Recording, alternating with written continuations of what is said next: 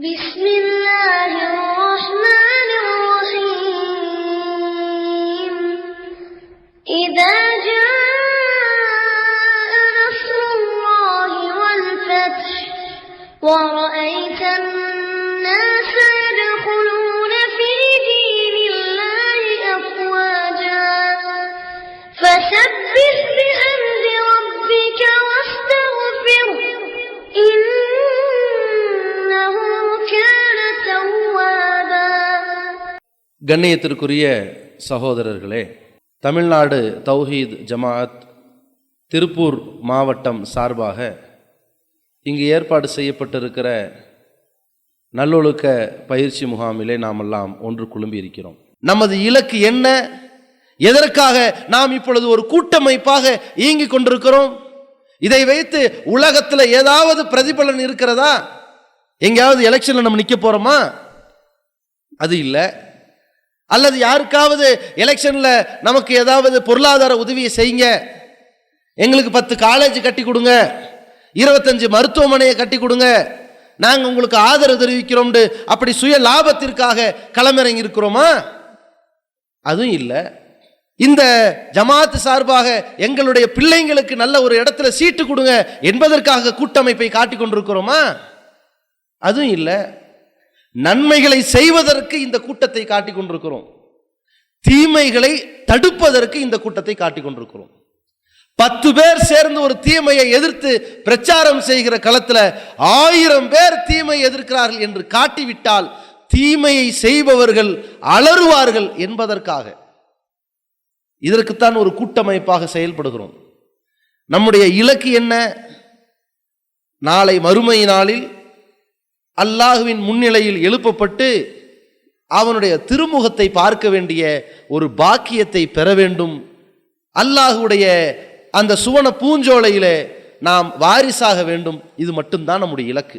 இந்த இலக்கு மிகச்சரியாக நிறைவேற வேண்டும் என்றால் நாம் மனதிலே பதிவு செய்து கொள்ள வேண்டிய 2 அடிப்படையானதை அல்லாஹ் சொல்லித் தருகிறான். மன் கான யர்ஜூ லிகா ரப்பிஹி, யார் தனது இறைவனை பார்க்க வேண்டும் என்று ஆசைப்படுகிறார்களோ, நாளை மறுமையில் அல்லாஹ்வை பார்க்க, அதான இலக்கு. அப்படி யார் ஆசைப்படுகிறார்களோ ஃபல் யாமல் அமலன் சாலிஹா, அல்லாஹ் ஒன்றை சொல்லிக் கொடுக்கிறான், அவர் நல்லமல்கள் செய்து கொள்ளட்டும். வலா யுஷ்ரிக் பி இபாதத்தி ரப்பிஹி அஹதா, தனது இறைவனது வணக்கத்தில் அவனுக்கு யாரையும் இணை கற்பிக்காமல் இருக்கட்டும். இந்த 2 அடிப்படையாக சொல்கிறான். ஒன்று தௌஹீத், இன்னொன்று அமல்கள். ஏகத்துவ கொள்கையும் அதன் படியில் செய்யப்படுகிற அந்த நல்ல காரியங்களும் தான் நாளை மறுமையில அல்லாஹ்வின் திருமுகத்தை பார்க்கக்கூடிய வாய்ப்பை பெற்றுத்தரும் என்று அல்லாஹ் சொல்லிவிட்டான். இப்ப நாம ஏகத்துவ கொள்கையில் இருக்கிறோம், அல்லாஹ்வுக்கு இணை இல்லை என்கிற நம்பிக்கையில் இருக்கிறோம், அல்லாஹ்வுடைய ஆற்றல் யாருக்கும் இல்லை என்று நம்புகிறோம், அல்லாஹ்வை போன்று எக்கடவுளும் இல்லை என்று சொல்கிறோம், அல்லாஹ்வுக்கு செய்யக்கூடிய வணக்க வழிபாடுகளை யாருக்கும் செய்யக்கூடாது என்றும் நம்பி இருக்கிறோம். இப்படிப்பட்ட நம்பிக்கையில் பயணிக்கிற நாம் இதே நம்பிக்கையை வைத்து சொர்க்கத்தில் நுழைந்து விட முடியாதா? நம்மிடத்தில் இணை வைப்பு இல்லை, ஏகத்துவ கொள்கை மட்டும் இருக்கிறது என்றால் இந்த ஒரு நம்பிக்கையை வைத்து சொர்க்கத்தில் நுழைய முடியாதா என்றால் நுழைய முடியும். மன் மாத்த லா யுஷ்ரிக் பில்லாஹி தஹலல் ஜன்னா, அல்லாஹ்வுடைய தூதர் சொன்னார்கள், அல்லாஹ்வுக்கு இணை கற்பிக்காத நிலையில் யார் இறந்து விடுகிறார்களோ அவர் சொர்க்கத்தில் நுழைவார். இந்த ஏகத்துவத்தை மட்டும் வைத்து நாம் சொர்க்கத்தில் நுழைய முடியும். ஆனால் நேரடியாக நுழைய முடியுமா? நரகத்திற்கு போகாமல் நுழைந்து விட முடியுமா என்றால் அது முடியாது. இந்த உலகத்திலே நாம் இறைவனுக்கு செய்ய வேண்டிய கடமைகளை செய்ய தவறிய குற்றம், இறைவன் செய்யக்கூடாது என்று நம்மை விதித்த தடுத்த அந்த வரம்புகளை மீறிய குற்றத்திற்கு கணக்கு தீர்க்கப்பட்டு நரகத்தில் வேதனை கொடுக்கப்பட்டுத்தான் சொர்க்கத்தில் நுழைவோம். நாம் இப்பொழுது எடுத்திருக்கிற இலக்கு என்ன? நரகத்தில் போயிட்டு சொர்க்கத்துக்கு போறதுக்கா, அல்லது நரகத்தின் பக்கம் போய்விடாமல் நேரடியாக சொர்க்கத்திற்கு போவது நம் இலக்கா? நம்ம இலக்கு என்ன? நரகத்திலே கரிக்கப்பட்டு வாட்டி வதைக்கப்பட்டு அல்லாஹ் ஏதோ பிச்சை போட்டு வாடா சொர்க்கத்துக்கு வா தௌஹீத் ஒன்றில் என்று சொர்க்கத்துக்கு போவதற்கு நம் இலக்காக ஒரு கட்டமைப்போடு ஒரு கூட்டமைப்பாக பயணிக்கிறோமா, அல்லது நேரடியாக சுவனத்தில் நுழைவதற்கு பயணிக்கிறோமா? நேரடியாக நுழைவதற்குத்தானே பயணிக்கிறோம். அந்த நேரடியாக நுழைய வேண்டும் என்று சொன்னால் அதற்கு நம்மிடத்தில் ஏகத்துவம் மட்டும் இருந்தால் போதாது. அது இறுதி கட்டம் வரைக்கும் நீடித்து நீர்த்து போகாமல் இருக்க வேண்டும் என்றால் அமல்கள் நம்மோடு இருக்க வேண்டும். நாம் அல்லாஹுவை வணங்குகிறோம்ங்கிறதுக்கு என்ன ஆதாரம்? தர்காவுக்கு போல, இது ஆதாரமா? தர்காவுக்கு போலங்கிறது நான் அல்லாஹ்வுக்கு இணை வைக்கலங்கிறதுக்கு ஆதாரம். தாயத்தை கட்டலைங்கிறது நான் அல்லாஹ்வுக்கு இணை வைக்கலங்கிறதுக்கு ஆதாரம். நான் அல்லாஹ்வை வணங்குகிறேன் என்பதற்கு என்ன ஆதாரம்? தொழுதாதான் ஆதாரம், நோன்பு வச்சாதான் ஆதாரம், இறை வழியில் தர்மங்கள் செய்தால்தான் ஆதாரம், இறைவன் விதித்த மற்ற கடமைகளை நிறைவேற்றினால்தான் அது ஆதாரம். இதை விட்டுட்டு ஒருத்தன் இணை வைக்காம, இணை வைப்பு கொள்கையின் பக்கம் சாயாம நான் அல்லாஹ் வணங்குறேன், அல்லாஹ் வணங்கல, அல்லாஹ்க்கு இணை வைக்கல, அதான் நிலைமை. நாம் அடித்தளம் வேர் இருக்கிறது, வேரினுடைய ஆழத்தின், அதன் ஆரோக்கியத்தின், அதன் உறுதிப்பாட்டின் வெளிப்பாடாக மரம் வர வேண்டும், அதில் இலைகள் தழைக்க வேண்டும், அதிலே பூக்கள் பூக்க வேண்டும், அதிலே கனிகள் உருவாக வேண்டும், அதன் விளைச்சல்கள் பல மக்களுக்கு நன்மைகளாக வழங்க வேண்டும். அதுதான் நாளை மறுமையில் இறைவனின் திருப்தியை பெற்றுத் தருகின்ற ஆரோக்கியமான ஒரு மனிதனின் நிலை, இந்த மரத்தின் நிலை. அப்படிப்பட்ட நிலையில் நம்மை ஆக்கி இருக்கிறோமா என்பதை ஒவ்வொருவரும் யோசிச்சு பாருங்க. அதுக்குத்தானே ஜமாத்து, அதுக்குத்தானே கூட்டமைப்பா இருக்கிறோம். அல்லாஹ் உத்தரவிடுகிறான், நாம் வெற்றி அடைவதற்கு வழி என்ன? வல்தக்கும் மின்கும் உம்மா, உங்களில் ஒரு சமுதாயமா செயல்படுங்க.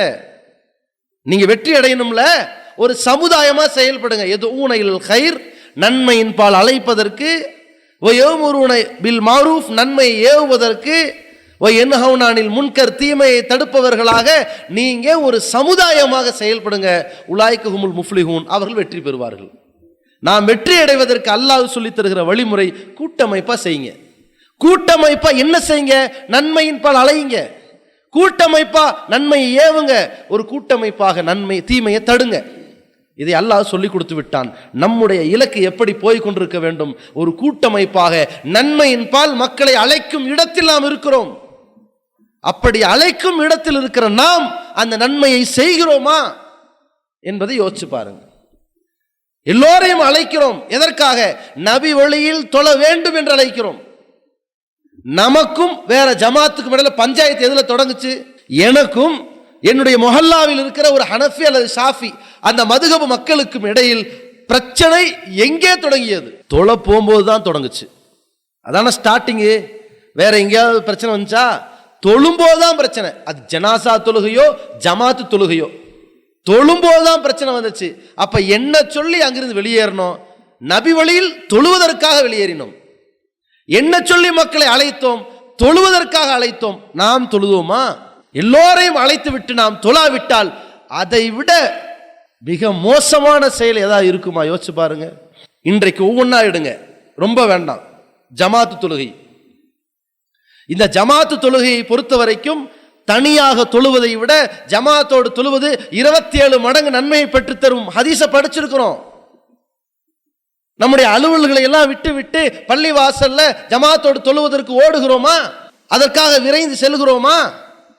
அதற்காக வேண்டி நம்முடைய அலுவல்களை ஒதுக்கி விடுகிறோமா? பள்ளி வாசலில் ஜமாத்தில் ஒரு ஃபர்ஸ்ட் சஃப்லையோ ரெண்டாவது சஃப்லையோ எதுலையோ நம்ம இருக்கிறோமா? கொஞ்சம் யோசிச்சு பாருங்க. குறிப்பாக ஃபஜ்ருடைய நேரத்தில் ஜமாத்தில் இருக்கிறோமா? இஷாவுடைய நேரத்தில் இருக்கிறோமா? ஒவ்வொன்றை யோசிச்சு பாருங்க. நாம் ஃபஜ்ருடைய நேரத்தில் ஜமாத்து தொழுகையில கலந்துக்கல, இஷாவுடைய நேரத்தில் ஜமாத் தொழுகையில கலந்துக்கலையே. அப்படி ஒரு பழக்கமே இல்லைன்னு சொன்னா நமக்கு மார்க்கம் சொல்லி தந்த பெயர் மூமின்களின் பண்பாளர்கள் அல்ல, நயவஞ்சகர்களின் வெளிப்பாடு. ஒரு ஹதீஸ்ல பார்க்கிறோம், ஒரு நாள் ரசூலுல்லாஹி ஸல்லல்லாஹு அலைஹி வஸல்லம் ஃபஜ்ர் தொழுகை வைக்கிறாங்க. சல்லாபினா ரசூலுல்லாஹி ஸல்லல்லாஹு அலைஹி வஸல்லம் சுபு, அல்லாஹ்வின் தூதர் எங்களுக்கு சுபு தொழுகை நடத்தினார்கள்.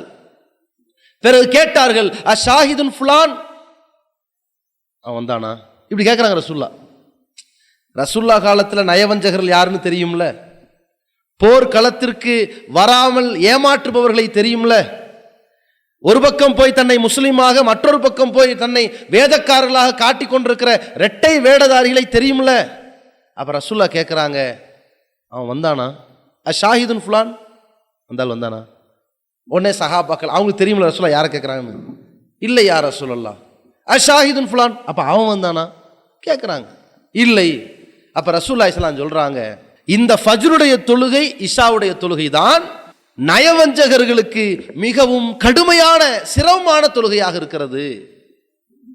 மற்ற எல்லா தொழுகையை விட நயவஞ்சகர்களுக்கு, முனாஃபிகீன்களுக்கு மிகவும் கடினமான தொழுகை இந்த 2 தொழுகைன்னு சொன்னாங்க. இதுல கொஞ்சம் யோசிச்சு பாருங்க, அந்த நயவஞ்சகர்கள் கூட லுஹர் தொழுகை ஜமாத்தோட தொழுவான், அசர ஜமாத்தோட தொழுவான், மக்ரிப ஜமாத்தோட தொழுவான். இருட்டுக்குள்ள தானே எவன் பார்க்க போறான்? இஷாவுக்கு வரமாட்டான், ஃபஜ்ருக்கு வரமாட்டான். அங்கே என்ன விளக்கா இருக்குது? அம்பிட்டு பேரையும் பார்க்கறதுக்கு அந்த காலங்களில் விளக்குகளே கிடையாது. அந்த மாதிரி சூழ்நிலைகளில் ஃபஜ்ர்லையும் எஸ்கேப்பு, இஷாவுலையும் எஸ்கேப்பு. அவன் கூட 3 வக்து தொழுகை ஜமாத்தோடு தொழுகிறான். இங்கே நம்முடைய நிலை எப்படி இருக்கிறது? 5 வக்து தொழுகையில் ஜமாத்தோடு நிற்கிறோமா? கொஞ்சம் யோசிச்சு பாருங்க.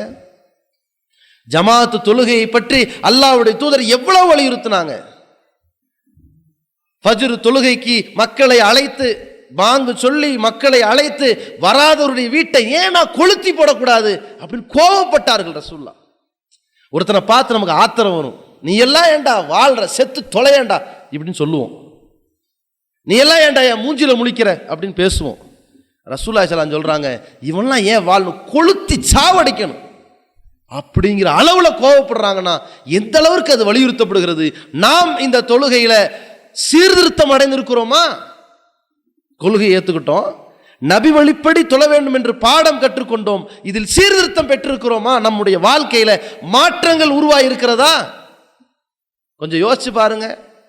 அன்றாடம் அதை பழக்கத்தில் கொண்டு வந்து பாருங்க, அது ரொம்ப இலகுவானதா மாறிடும்.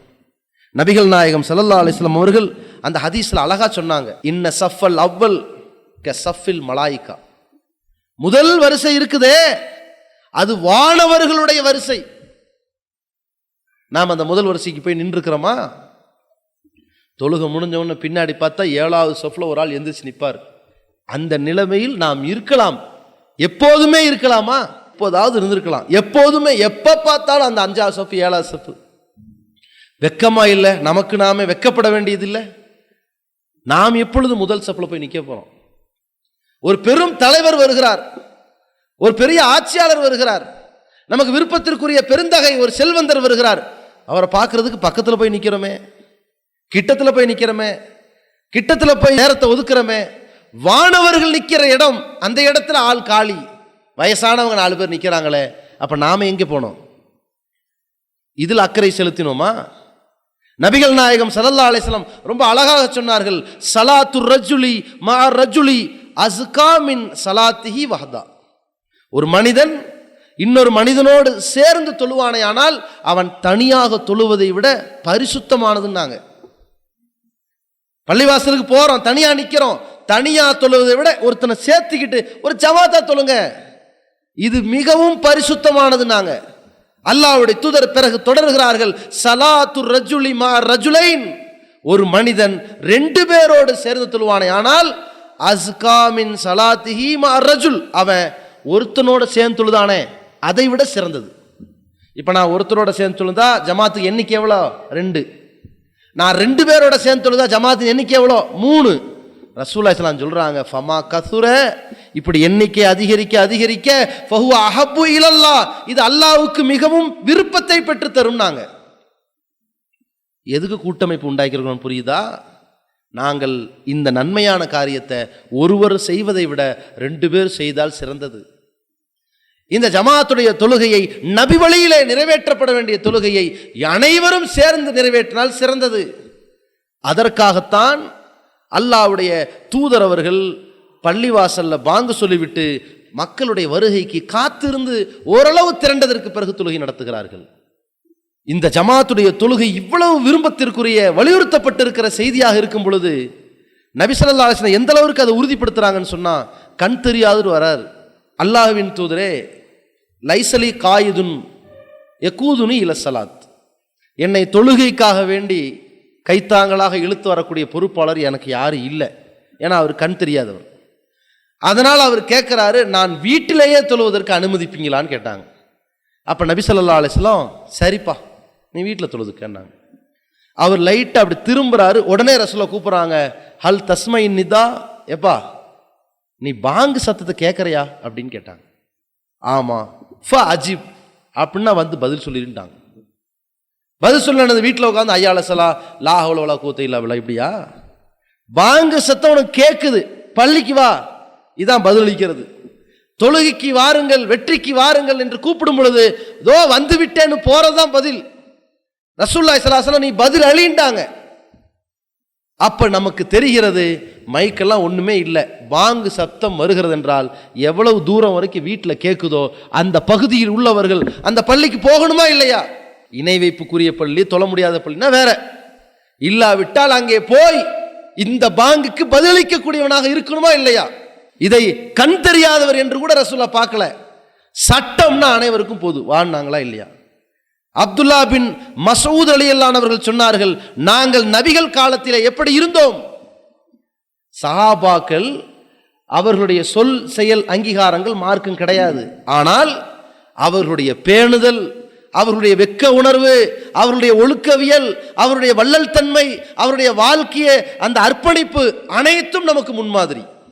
அதானங்க அந்த சஹாபாக்கள்ல அப்துல்லா பின் மசூத் ரலியல்லாஹு அவர்கள் சொன்னார்கள்,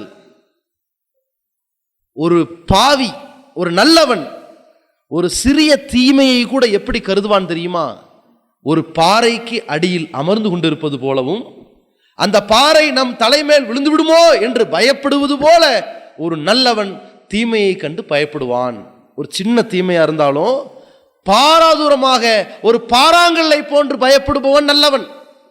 ஒரு பாவி எப்படிப்பட்டவன் தெரியுமா? பெரும் தவறை செய்திருந்தாலும் அதை தன் மூக்குக்கு முன்னால் கடந்து போகிற ஈயை போன்று தட்டி விடுவான் என்றார்கள். இது அப்துல்லா பின் மசூத் அவர்கள் சொல்ற ஒரு கருத்து. ஏன்? அந்த இறையச்சத்தின் உச்சகட்டத்தையும் நயவஞ்சகத்தின் உச்சகட்டத்தையும் உணர்த்தினார்கள். அந்த அடிப்படையில் இந்த அப்துல்லா பின் மசூத் அவர்கள் சொன்னார்கள், நாங்கள் நபிகள் நாயகம் ஸல்லல்லாஹு அலைஹி வஸல்லம் காலத்தில் ஜமாத்து தொழுகையில் கலந்து கொள்ளாதவர்களை நயவஞ்சகர்களோ என்று நினைத்தோம். முனாஃபிகீன்களுடைய பண்பு வந்துருச்சு அவங்களுக்கு என்று நினைத்தோம். எங்களில் ஒருவர் ஜமாத் தொழுகையில நடந்து வர முடியாதவர் கூட 2 பேர் மேல் கை வைத்து பள்ளிக்கு வந்து விடுவார்கள். அப்படி இருந்தோம்ன்றாங்க அப்துல்லா பின் மசூத். நபிகள் நாயகம் ஸல்லல்லாஹு அலைஹி வஸல்லம் அவர்கள் இந்த அளவிற்கு வலியுறுத்துறாங்க. இந்த தொழுகைக்கு, இந்த ஜமாத்துடைய தொழுகைக்கு நாம் பள்ளிவாசலுக்கு போகிறோம். எப்படி போகணும்? நம்மளால் இயன்றால் வாகனத்தில் போகலாம். ஆனால் எது சிறந்தது? நடந்து போகிறது தான் சிறந்தது. அல்லாஹ்வுடைய தூதர் அவர்கள் காலத்தில் சஹாபாக்கள் பள்ளிவாசலுக்கு செல்வதற்காக தொலைவில் இருந்தும் கூட பள்ளிக்கு வந்து தொழுகையை நிறைவேற்றுவதற்காக வந்தார்கள். அவர்களிடத்துல குதிரைகள் இருந்தது, கோவேறு கழுதைகள் இருந்தது, அவர்கள்ட்ட ஒட்டகங்கள் இருந்தது. ஆனால் அதை அதிகம் பயன்படுத்துவதை விட நடப்பதைத்தான் அதிகம் தேர்ந்தெடுத்தார்கள். ஏன்? நபிகள் நாயகம் ஸல்லல்லாஹு அலைஹி வஸல்லம் மிக அழகாக சொல்லிக் கொடுத்தார்கள், இன்ன ஆலமன் நாசி அஜ்ரன், நன்மையை பெற்றுக்கொள்வதில் மனிதர்களிலேயே மகத்தானவர்கள் யார் தெரியுமா? அபஅதுஹும் மம்ஷா, பள்ளிவாசலை விட தூரமாக வீடு இருக்கிறது, இன்னும் தூரமாக இருக்கிறது, அப்பொழுதும் பள்ளிவாசலுக்கு நடந்தே வருகிறார்களே, அவர்கள்தான் மனிதர்களில் நன்மையை பெறுவதில் மகத்தானவர்கள் என்று சொன்னாங்க ரசூலுல்லாஹ். ஜமாத் தொழுகைக்கு வேற சிறந்த நன்மைகள் இருக்கிறது. ஜமாத்துக்கு வந்துகிட்டு இருக்காங்க பாருங்க, வரக்கூடிய வருகையில் உள்ள நன்மைகள். ஒரு 8 எடுத்து வைத்தால் பாவம் மன்னிக்கப்படுகிறது, அடுத்த 8 எடுத்து வைத்தால் ஒரு தரஜா, ஒரு தகுதி உயர்கிறது. தகுதி உயர்வு பாவ மன்னிப்பு, தகுதி உயர்வு பாவ மன்னிப்பு, போய்கொண்டே இருக்கிறார். ஒரு அன்சாரி தோழர் ரொம்ப தூரத்திலிருந்து பள்ளிக்கு வராரு. சஹாபாக்கள் கேட்குறாங்க, உளவு இஸ்தரைத்த ஹிமாரன், உங்களை பார்த்தா ரொம்ப தூரத்திலிருந்து பள்ளிக்கு வந்து தொழுதுட்டு போகிற மாதிரி தெரியுது, நீங்கள் ஒரு கழுதையை விலைக்கு வாங்கி கொண்டீர்கள் என்றால், தர்கபுஹு ஃபிர் ரம்லாயி வஃபில் தலுமாயி, நீங்கள் என்ன செய்யலாம்? கடும் வெப்பத்திலும் அதில் வாகனத்தில் பயணித்து வரலாம், கடும் இருட்டிலும் அதிலே வரலாமே அப்படின்னு கேட்குறாங்க சஹாபாக்கள். அப்போ அன்சாரி தோழர் சொல்கிறார், இல்லை, வெகு தூரத்தில் இருந்து நான் பள்ளிவாசலுக்கு நடந்து வருவதை விருப்பப்படுகிறேன், நடந்தே என் வீட்டாருக்கு செல்வதில் மகிழ்ச்சி அடைகிறேன்னார். அந்த நன்மை, அதனால் கிடைக்கின்ற மகத்துவம், அதை நினைத்து ரொம்ப பூரிப்படைந்து சொன்னார். அதை கேட்ட ரசூலுல்லாஹி ஸல்லல்லாஹு அலைஹி வஸல்லம் சொன்னாங்க, ஜமஅ அல்லாஹு லக ஸாலிக குல்லுஹு, அல்லாஹ் உன்னுடைய அந்த நன்மையின் எதிர்பார்ப்பு அனைத்தையும் நிறைவேற்றுவானாக என்று சொன்னாங்க. அப்படி சஹாபாக்கள் இருந்தாங்க. பள்ளிவாசலுக்கு நடந்தே போமே. இந்த ஜமாத்து தொழுகை, இந்த ஜமாத்திற்காக நாம் நடந்து செல்லுதல் என்கிற பண்பு நம்மகிட்ட வந்துச்சுன்னு வைங்களேன், சிறந்த கிளை நிர்வாகிகள் அல்ல, சிறந்த தலைமை நிர்வாகிகளாக நம்ம மாறிடலாம். ஏன்? இந்த ஜமாத்து தொழுகையும், இந்த ஜமாத்து தொழுகைக்காக நாம் முயற்சித்து வரக்கூடிய வருகையும் நமக்கு ஏராளமான கல்வியை இது போதித்து கொடுத்து விடுகிறது. ஒவ்வொரு வேளையும் உரிய நேரத்தில் பள்ளிக்கு போகணும் என்கிற பஞ்சுவாலிட்டி இது சொல்லிக் கொடுக்கும். பள்ளி வாசலுக்கு செல்லுகிற அந்த செயல் வடிவத்திலேயே பார்க்கிற மக்களுக்கு ஒரு பாடத்தை புகட்டும். ஒவ்வொரு வேளையும் பாங்கு சொல்லிட்டா இவர் கரெக்டா பள்ளிக்கு போறார், நாம் ஏன் பள்ளிக்கு போகலங்கிற குற்ற உணர்வை மற்றவர்களுக்கு ஏற்படுத்தி அவர்களை நன்மையின் பால் இழுக்கும். பள்ளி வாசலில் நுழைகிற பொழுது, பள்ளியில் தொழுகிற பொழுது, பலதரப்பட்ட மக்களை பார்க்கிற பொழுது அவர்களுடைய நிலைகளை நம் கண்முன்னால் அது காட்டும். பலதரப்பட்ட மக்களோடு பழகுகின்ற பொழுது எப்படி பேச வேண்டும், எப்படி நடக்க வேண்டும், எப்படி விட்டு கொடுக்க வேண்டும், எப்படி ஒழுங்காக இருக்க வேண்டும், நம்முடைய கொடுக்கல் வாங்கல் எப்படி இருக்க வேண்டும் என்ற பலதரப்பட்ட பயிற்சிகளை அது கற்றுக் கொடுக்கும். அந்த மக்களை பார்க்கிற பொழுது நாம் நம் இறைவன் முன்னிலையில் நாம் சமமானவர்கள். நிறத்தால் ஏற்றத்தால் நம்மிடத்தில் இல்லை, குலத்தால் இல்லை, மொழியால் இல்லை, பொருளாதார பலத்தால் இல்லை. அனைவரும் அல்லாஹ்வின் முன்னிலையில் அவன் எஜமான், நாங்கள் அடிமை. ஈயாக்க நாபுது வ ஈயாக்க நஸ்தஈன் என்கிற மனநிலையை அது உண்டாக்கும். யாருக்கும் எந்த பாரபட்சத்தையும் காட்டக்கூடாது என்கிற சமநீதியை கற்றுக் கொடுக்கும். இமாமத்து செய்யக்கூடியவர் இருக்கிறார், அவர் தவறாக ஓதிவிட்டால் அதை சுட்டி காட்டுகிற தைரியத்தை போதித்து கொடுக்கும். அதிலிருந்து நமக்குள்ள பாடம் என்ன தெரியுமா? யார் தலைவராக வந்தாலும் சரி, தவறு செய்தால் நான் சுட்டி காட்டுவேன். என் தொழுகையை முழுமைப்படுத்தும் இடத்தில் இருக்கிற இமாம் தவறு செய்கிற பொழுது கூட, தொழுகை என்றே இருந்தாலும் நான் சுட்டி காட்டும் இடத்தில் மாமூமாக இருக்கும் பொழுது, ஒரு இயக்கத்தில் தவறு வந்தால் தட்டி கேட்க மாட்டேனா என்கிற தைரியத்தை அது கற்றுக் கொடுக்கும். இப்படியாக ஏராளமான நன்மைகளை பெற்றுத்தருகிற இந்த கூட்டு தொழுகை இருக்கிறதே, இதை கரெக்டா செஞ்சு பார்ப்போம், நாம் தலை சிறந்த நிர்வாகிகளாக வர முடியும்.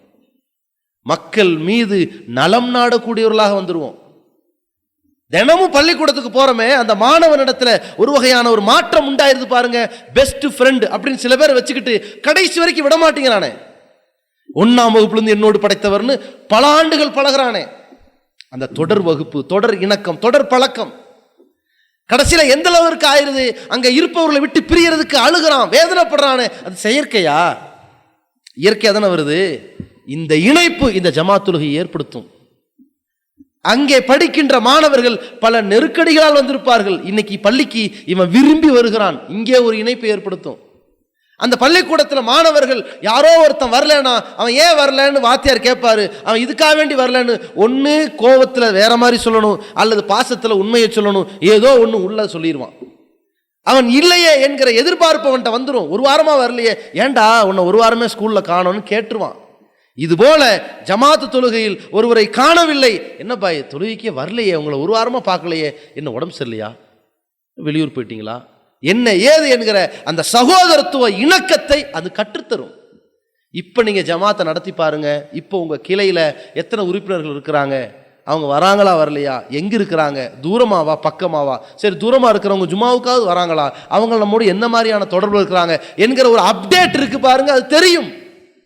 அவை அனைத்திற்கும் பாடமே இந்த ஜமாத் தொழுகையாக அமையுதுன்னு நாம புரிந்து கொள்ள வேண்டாமா? இதில் நாம் பண்படுத்தணும். அதே போல சுபுகுடைய தொழுகை, இந்த ஃபஜ்ர் தொழுகை இருக்கிறதே, இந்த ஃபஜ்ர் தொழுகையை எந்த அளவிற்கு அல்லாஹ்வுடைய தூதர் வலியுறுத்துறாங்கன்னு பாருங்க. ஃபஜ்ர் கட்டாய கடமையில் ஒன்று. அந்த ஃபஜ்ர் தொழுகையில யார் அதை நிறைவேற்றி விடுகிறார்களோ எப்படிப்பட்ட நன்மைகளை எல்லாம் அல்லாஹ்வின் புறத்திலிருந்து பெறுகிறார்னு பாருங்க. ரசூலுல்லாஹி ஸல்லல்லாஹு அலைஹி வஸல்லம் சொன்னாங்க, மன் ஸல்லல் இஷாஅ வல் ஃபஜ்ர ஃபி ஜமாஅத்தின், யார் ஃபஜ்ரையும் இஷாவையும் ஜமாத்தோடு தொழுது விடுகிறாரோ அவர் கான க கியாமி லைலா, அவர் ஒரு இரவு முழுக்க நின்று வணங்கியவரை போன்று ஆகிவிடுகிறார். யாரு? ஃபஜ்ர் தொழுகையை ஜமாத்தோடு நிறைவேற்றிவிட்டால், இஷாவையும் ஜமாத்தோடு நிறைவேற்றிவிட்டால், விடிய விடிய இரவிலே ஒருவன் நின்று வணங்குகிறானே அந்த கூலியை இவர் பெறுகிறார். நாம் இஷாவை ஜமாத்தோடு தொழுது வீட்டில் போய் படுத்தாச்சு, ஃபஜ்ர்ல போய் ஜமாத்தோடு கலந்துக்கிட்டோம், அன்று இரவு முழுக்க தொழுதனுடைய கூலியை நாம் பெற்றுவிட்டோம். பயணம் தொடங்கும், காலையிலேயே நிம்மதியா தொடங்கும்.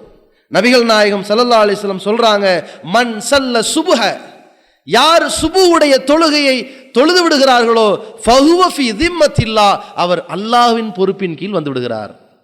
சில நேரத்தில் சில பேருக்கு பெற்றோர்கள் அவராக வாழ்ந்து கொள்வார்னு பிள்ளைகளை விடுவாங்க. 2 பையன் 3 பையன் இருக்கும்போது ஒரு பையன் நல்ல புத்தி சுதாரிப்போடு இருக்கக்கூடியவனா இருப்பான். அவன் தன்னை பக்குவமாக வச்சுக்குவான், அவன் பொழைச்சிக்குவான், அவன் நல்லா படிச்சுக்குவான், அவனுக்கு தேவையை அவனை தேர்ந்தெடுத்துக்குவான் என்று 1-2 பிள்ளை விடுவார். ஆனால் கொஞ்சம் பலவீனமான பிள்ளைய தாயே பராமரித்துக் கொள்வார். மற்றவங்களையும் பராமரிப்பாங்க, இவனை கொஞ்சம் கூட பராமரிப்பாங்க. ஏன் இல்லை, அவனை கொஞ்சம் நல்லா பார்க்கணும் அவனை என்று முக்கியத்துவம் கொடுப்பார்கள்.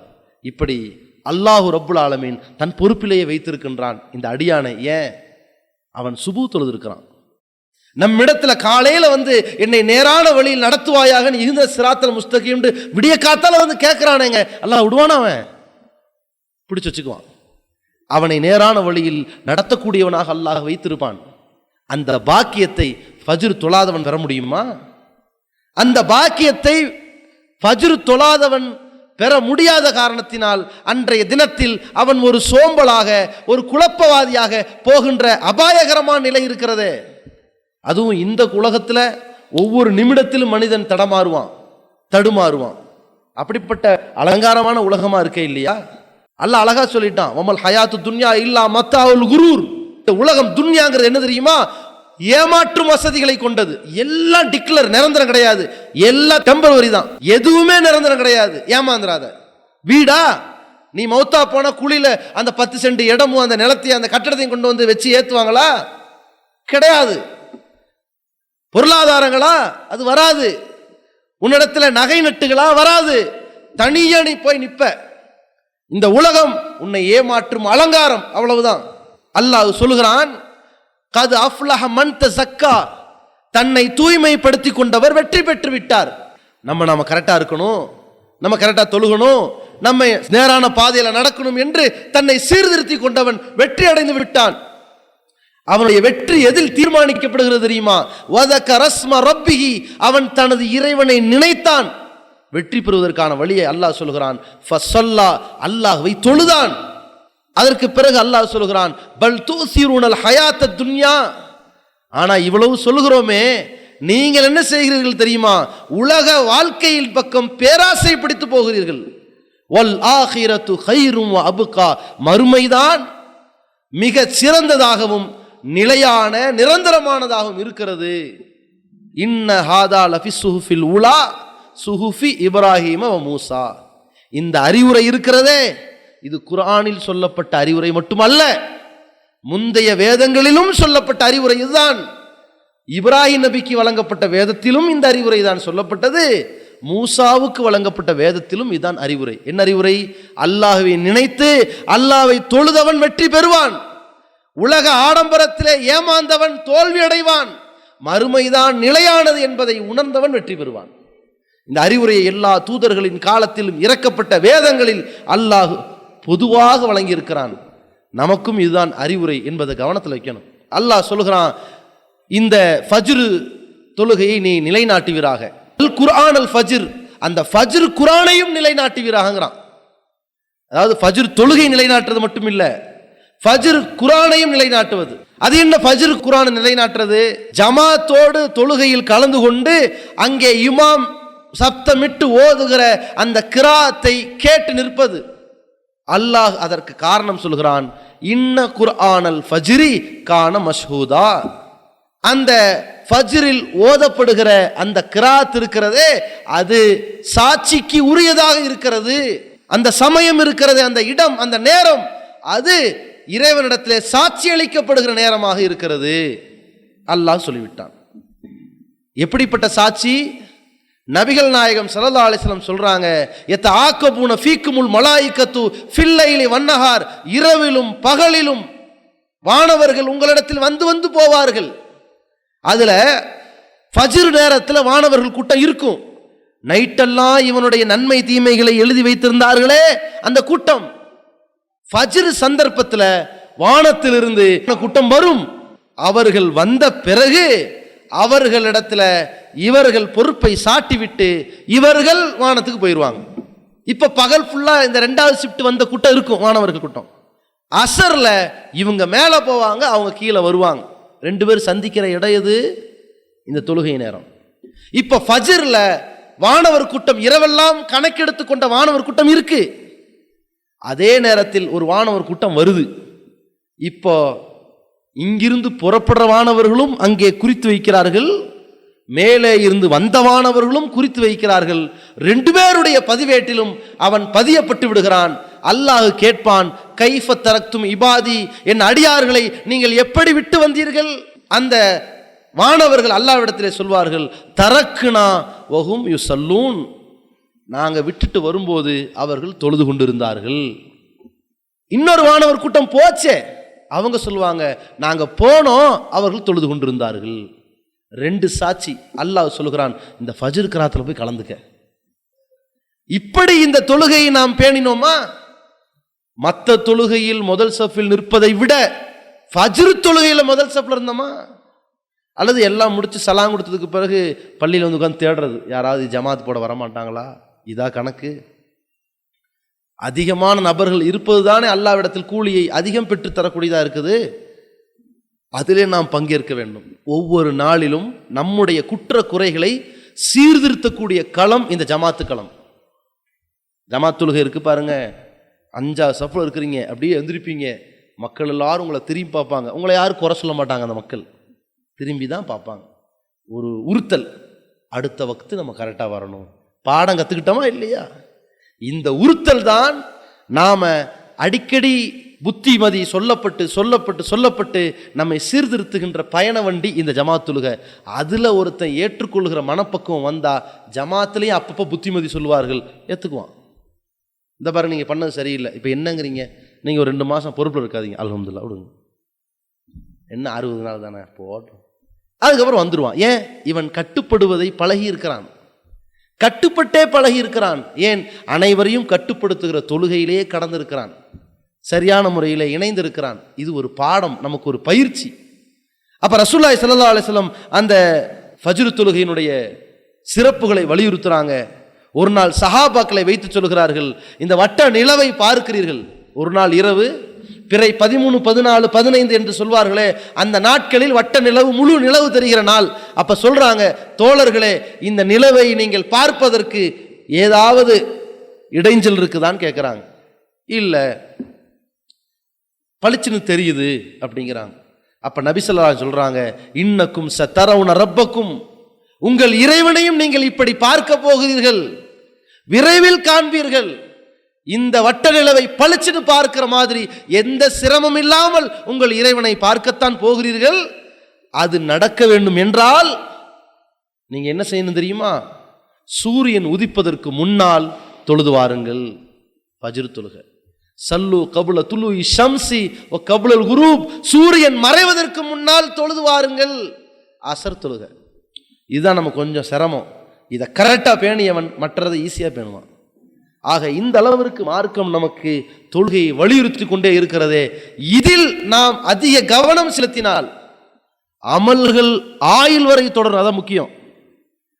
எல்லா இபாதத்துகளுக்கும் ஒரு வகையான தனிச்சிறப்பு இருக்குது. நோன்பு இருக்குல்ல, நோன்புக்குன்னு ஒரு தனிச்சிறப்பு இருக்கு. என்ன தெரியுமா? அந்த நோன்பு மாசங்கிறது எல்லா இபாதத்தையும் செய்யறதுக்கு இழுக்கிற ஒரு காந்த சக்தி கொண்டது நோன்பு. ரம்ஜானை பார்த்தீங்கன்னு வைங்க, நோன்பு வைக்கிறவனை அது சும்மா விடாது, தொலை வச்சிரும். அதான் ரமலான்ல பள்ளிவாசல் ஜேன்னு இருக்கும். ரமலான்ல நோன்பாளிய அது சும்மா விடாது, கெட்டதை பேசாதன்னு கொஞ்சம் தடுக்கும், நல்லதை பேசுன்னு தூண்டும், திருக்குரானை ஓத தூண்டும். திருக்குரான் என்னென்ன போதனைகளை செய்து நற்காரியங்களை செய்ய தூண்டியதோ அனைத்தையும் இந்த நோன்பு செய்ய வைக்கும். எதையெல்லாம் செய்யாதேங்குதோ அனைத்தையும் இந்த நோன்பு தடுக்கும். இப்படி இருக்கா? இது நோன்புக்குன்னு இருக்கிற சிறப்பு. ஆனால் வருஷம் பூரவா நோன்பு, ரம்ஜானில் மட்டும்தான் நோன்பு. ரமலானுடைய 30லயோ 29 தான் ஒருத்தர் நினைப்பான், வருஷம் நோன்பு இருந்து வருஷம் ஃபுல்லாக நோன்பு இருந்தால் நல்லா இருக்குமே அப்படின்னு நினைப்பான். அந்த மாதிரி இந்த எதிர்பார்ப்பு இந்த நோன்புல இருக்கிறது. தான தர்மம் இருக்கு பாருங்க, அதற்கு ஒரு தனிச்சிறப்பு இருக்கிறது. இரக்க குணத்தை கற்றுக் கொடுத்துரும், மனிதாபிமானத்தை கற்றுக் கொடுத்துரும், மனிதநேயத்தை கற்றுக் கொடுத்துரும், விட்டு கொடுக்கிற மனப்பக்குவத்தை கற்றுக் கொடுத்துரும், பெருத்தன்மையை கற்றுக் கொடுத்துரும். நம்ம சொத்து நம்ம சம்பாரிச்சதையே 4 பேருக்கு விட்டு கொடுக்குறோம், ஏதோ கொஞ்சம் இடம் கேட்குறாங்க கொஞ்சம் தள்ளி உட்கார்ந்தா என்ன என்று பெருத்தன்மையை கற்றுக் கொடுத்துரும். ஆனால் அது எல்லோராலும் செய்ய முடியாது, இருக்கிறவனால தான் தர்மம் செய்ய முடியும். அப்படியாக இருக்கின்ற ஒவ்வொரு வணக்கத்திற்கும் என்ற தனிச்சிறப்புல தொழுகைக்கு இருக்கிற தனிச்சிறப்பு என்ன தெரியுமா? சாகும் வரைக்கும் நம்மோடு இருக்கிற ஒரு அமல். இந்த வணக்கம் இருக்கிறதே அது ஏழைக்கும் பணக்காரனுக்கும் பொதுவான அமல். இந்த வணக்கம் இருக்கிறதே அது ஆணுக்கும் பெண்ணுக்கும் பொதுவான அமல். இந்த வணக்கம் இருக்கிறதே உடல்நிலை சரியில்லாதவனுக்கும் சீராக இருப்பவனுக்கும் பொதுவான அமல். இந்த வணக்கம் உள்ளூரில் இருப்பவனுக்கும் வெளியூரில் இருப்பவனுக்கும் பொதுவான அமல். தொழுதுதான் ஆகணும். பாபுது ரப்பக்க ஹத்தா ஏத்தியக்கல் யக்கீன், சாகும் வரைக்கும். யக்கீன்னா என்னது? உறுதி வரும் வரை, அந்த மரணம் வரும் வரை உன் இறைவனை வணங்கு என்கிற தொழுகை இருக்கு பாருங்க, அது நம்மள்ட்ட இருந்தால் அது போதும். அது எல்லா அமல்களையும் கொஞ்சம் கொஞ்சமா தக்க வைத்து கொண்டே இருக்கிற இந்த தொழுகை, அதில் நாம் தோழமையோடு இருக்க வேண்டும். அதுதான் நம்மை சீர்திருத்தும், நம்மை சிறந்தவனாக உருவாக்கும், சிறந்த தலைவனாக அது வார்த்தெடுக்கும். அப்படிப்பட்ட தொழுகையை ஒருவன் விட்டால், தொழுகைதான் மானக்கேடான காரியத்திலிருந்து தடுக்கக்கூடியதாக இருக்கிறது. பெரும் வெள்ளம் இருக்குதுங்க, பெரும் வெள்ளத்துக்கு போடப்பட்ட அணை உடைந்தால் பெரும் வெள்ளம் ஊரை அழித்து விடும். அசிங்கமான ஆபாசமான அருவருக்கத்தக்க ஒழுக்கங்கெட்ட அனைத்து காரியங்களுக்கும் அந்த ஒழுக்கக்கேடு என்கிற பெரு வெள்ளத்திற்கும் உரிய இடைப்பட்ட ஒரே ஒரு தடை, தடுப்பு, கேடயம் தொழுகை. அது விட்டால் அனைத்தும் உள்ளே பூந்து விடும். அதனால அல்லாஹ் சொல்றான், இன்ன ஸலாத்த தன்ஹா அனில் ஃபஹ்ஷாய், தொழுகை மானக்கேடை விட்டு தடுக்கிறது, தடுப்பனை. வல் முன்கர், பாவத்தை விட்டு தடுக்கிறது, தடுப்பனை. இந்த பாவம், அந்த மானக்கேடு என்கிற மிகப்பெரிய சாக்கடை வெள்ளங்கள் வந்து நம்மை அண்டிவிடாத அளவிற்கு தடுக்கிற தடுப்பனையை ஒருத்தன் எடுத்து விட்டான்னா அனைத்து உள்ள வந்துருமே, நாசமாயிருவானே, அழிவின் பக்கம் போயிருவானே. எவன் தொழுகையை வீணடித்தானோ தன் வாழ்க்கையை இழந்து விட்டான். அல்லாஹ் சொல்கிறான், சில கூட்டம் வரும், அலாஹு ஸலாத், தொழுகையை வீணடித்தார்கள். தொழுகை விட்டானா, வத்தபவு ஷஹவாத், மன இச்சைகளை எல்லாம் பின்பற்றினார்கள். அவன் வாழ்க்கையில எது பிடிக்குதோ அதன்படி நினைத்ததை போன்று வாழுகிற ஒரு தருதலைகளை போன்று மாறினார்கள். சௌஃப யல்கௌன கையா, அவர்கள் அழிவைத்தான் சந்திப்பார்கள் என்று அல்லாஹ் சொல்றான். எவன் தொழுகை விட்டான் அவன் அழிவையும் இழிவையும் சந்திப்பான். இந்த மோசமான நிலை நம்மில் யாருக்கு வந்துவிடக் கூடாது என்பதற்கான அடித்தளமான பாடம் இதுதான், இலக்கு என்பதை கவனத்தில் கொண்டு நாளை மறுமையில் இறைவனின் திருமுகத்தை காணக்கூடியவர்களாக இருக்க வேண்டும் என்றால் முதல் கேள்வி இறைவனின் திருப்தி பெறக்கூடிய வகையில் அந்த பதில் இருக்க வேண்டும். முதல் கேள்வி தொழுகை, அந்த கேள்விக்கான பதில் அழகான ஒரு திருப்தி வருகின்ற பதில் இருக்குமானால் இன் சலுஹத், அல்லாஹ்வுடைய தூதர் அவர்கள் அல்லாஹ் சொன்னதாக சொன்னார்கள், தொழுகைக்கான கேள்வியில் அவன் சீரடைந்து விட்டால் ஃபகத் அஃப்லஹ வ அன்ஜா, அவன் வெற்றி பெற்று விட்டான், நரகத்திலிருந்து விடுதலை அடைந்து விட்டான். இதுதான் நம்ம இலக்கு. நம்முடைய வெற்றியும் நரகத்தை விட்ட விடுதலையும் தேவை என்று சொன்னால் நம்மிடத்தில் நபி வழிப்படி தொழ வேண்டும் என்கிற பாடத்தை கற்றிருக்கிறோம். அது அல்லாஹ்வுக்கே செய்ய வேண்டும் என்கிற ஏகத்துவத்தை கற்றிருக்கிறோம். அதை எப்படி செய்ய வேண்டும் என்கிற முறைகளையும் கற்றுவிட்டோம். அதை ஒழுங்காக செய்ய வேண்டும் என்கிற அந்த ஒழுங்குகளையும் இப்பொழுது கற்றிருக்கிறோம். அதை சாகும் வரைக்கும் செய்ய வேண்டும் என்கிற நிலையில் இதை கடைபிடிக்கக்கூடியவர்களாக அல்லாஹ் ரப்புல் ஆலமீன் நம்மை ஆக்கியருள்வானாக. இறுதியாக ஒரே ஒரு விஷயத்தை சொல்கிறோம். ஜமாத் தொழுகையினுடைய முக்கியத்துவங்களை அறிந்திருக்கிறோம், ஃபஜ்ர் தொழுகையினுடைய முக்கியத்துவத்தை அறிந்திருக்கிறோம். இதை அதிகப்படுத்தி வளமைப்படுத்தி இதில் அதிகமான முக்கியத்துவம் செலுத்தி நாம் சராசரியான ஒரு இரையச்சம் உள்ளவர்களாக மாறி அடுத்த கட்ட முன்னேற்றமாக இரவு தொழுகையை தொழக்கூடியவர்களாக இருக்கணும். நபிகள் பெருமகனார் ஸல்லல்லாஹு அலைஹி வஸல்லம் அவர்களை அல்லாஹ் தூதராக நியமித்து முதல்ல நபிகளாருக்கு கடமையாக்கிய தொழுகை அந்த இரவு தொழுகை. நரகத்திலிருந்து விடுதலையை பெற்றுத்தருகிற தொழுகை அந்த இரவு தொழுகை. இலகுவாக நம்மை சுவனத்தில் நுழைய வைக்கிற தொழுகை இரவு தொழுகை. அதை கவனத்தில் கொண்டு அதன் பயிற்சி கொஞ்சம் கொஞ்சமாக எடுத்தெடுப்பில் நம்மால் 8 முடியாட்டி, எடுத்தெடுப்பில் நம்ம 3:30 எந்திரிக்க முடியாட்டி பரவாயில்ல, இஷா தொழுகிறோம், இஷா தொழுதுட்டு சுன்னத் தொழுகிறோம், வித்திர தொழுதுறாம ஒரு 2 ரக்காத்துன்னு ஆரம்பிப்போம். அப்புறம் ஃபஜ்ர் பாங்கு 5:10க்கு 5:11க்குன்னு இப்போ சொல்லிக்கிட்டு இருக்கிறாங்க. ஒரு 5 மணிக்கு எந்திரிப்போம், ஒரே ஒரு ரக்காத்து வித்திர தொழுவோம். இரவு தொழுகை கலந்துக்கிட்டோமா, ஒரு 3 கிடச்சிருச்சா, இந்த 2 அது 1 கிடச்சிருச்சு. அப்புறம் 3 5 ஆக்கும், 7 ஆக்கும், 9 ஆக்கும். இப்படியே அதிகரிச்சுட்டே வந்தோம்னு சொன்னால் இப்போ நமக்கு நிலைமை என்ன?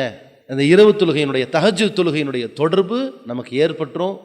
அல்லாஹுடைய தூதர் சொன்னார்கள், அஃப்ஷு சலாம், சலாத்தை பரப்புங்கள், அத்தியமு தாம், பசித்தவர்களுக்கு உணவளியுங்கள், சிலுல் அர்ஹாம், உறவினர்களோடு இணைத்து வாழுங்கள், சல்லு வன்னாசு நியாம், மக்களெல்லாம் உறங்குகிற பொழுது நீங்கள் தொழுங்கள், ததுகுலுல் ஜன்னத்த பிஸ்ஸலாம், சொர்க்கத்தில் இலகுவாக நுழைந்து விடுவீர்கள் என்றார்கள். அந்த அடிப்படையில் நாம் அனைவரும் அந்த இறைவனது பாக்கியமான அந்த சுவனத்திற்கு வாரிசுகளாக ஆவோமாக. அதில் ஜன்னத்துல் ஃபிர்தௌஸ் என்ற சுவனத்திற்கு சொந்தக்காரர்களாக எல்லாம் வல்ல அல்லாஹ் ரப்புல் ஆலமீன் நம் அனைவரையும் ஆக்கி அருள்வானாக. அஸ்ஸலாமு அலைக்கும் வரஹ்மத்துல்லாஹி வபரகாத்துஹு.